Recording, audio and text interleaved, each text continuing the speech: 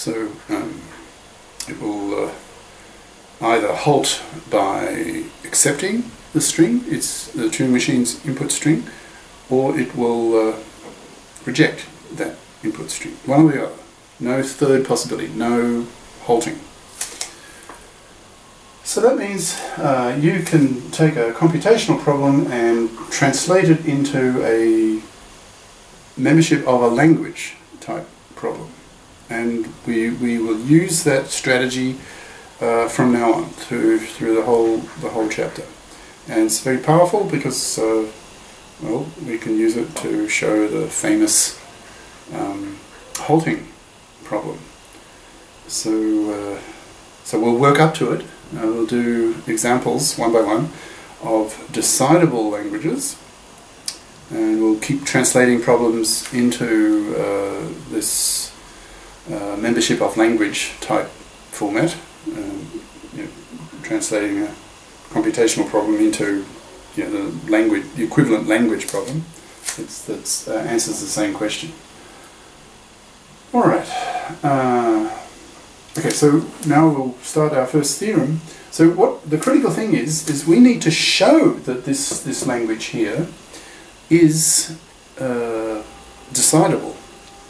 Because if it is, then if this plotted pair here, if it does not belong to the language, then we know it has been rejected. Now let's say the Turing machine we had, our algorithm, the Turing machine, let's say it was only a recognizer, and that means that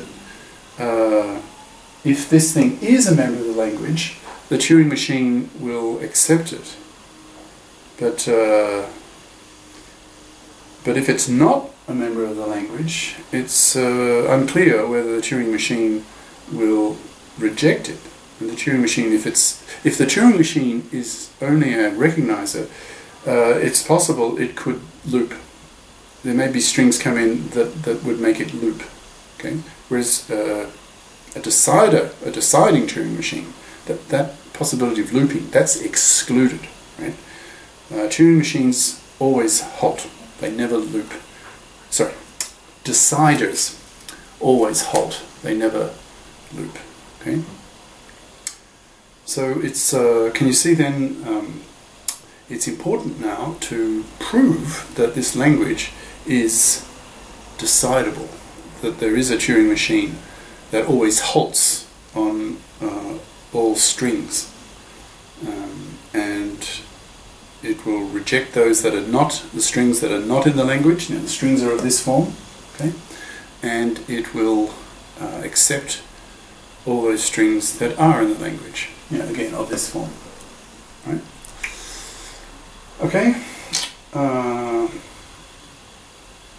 so we now need to prove that this particular language is decidable, and if that's the case, then we can answer our question: is there an algorithm that that can be used to answer the question: will a random machine accept a random string? Okay. That's the payoff, that's the reward for proving that the language is decidable. It means there is a machine that will either accept or reject any string for a given machine. Okay? Maybe play that back a few times. What I've just said again is very important. It's the essence of the whole rest of the chapter. Okay, let's see. Yeah, that's what I've just been saying here. Alright, so theorem 4.1. Now, as usual, the theorem statement to start with. So this particular, here it is here, this particular language is a decidable language. Right? In other words, there's a Turing machine, an algorithm that decides that language. It will accept all the strings that are members of that language, and it will reject any other string. Any other string. Okay? Talking about all possible strings. And this decider divides them into two camps, if you like. Those that belong to the language and those that don't. Those that the algorithm accepts and those that it rejects. And there's no third category. All strings are either accepted or all strings are either accepted or rejected. Okay. Okie dokie. So how to go about proving that this language is decidable? Well, go back to the definition of what decidable means. I've already talked about it, so implicitly the answer's already given. I mean, it just boils down to you just have to find a Turing machine that decides the language, right? By definition.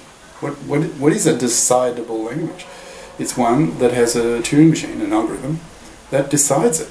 Okay, said this many times now, so just to pass on. So that's our strategy. So if we can find a Turing machine, call it M, that does decide this, then by definition this language is decidable. That's the definition of a decidable language. It's one that has a Turing machine, an algorithm, that decides it. So the problem, the proof of the theorem boils down to simply finding a Turing machine, an algorithm, the same thing nowadays, this far into the course, that decides the language. So how to do that? Right. So here's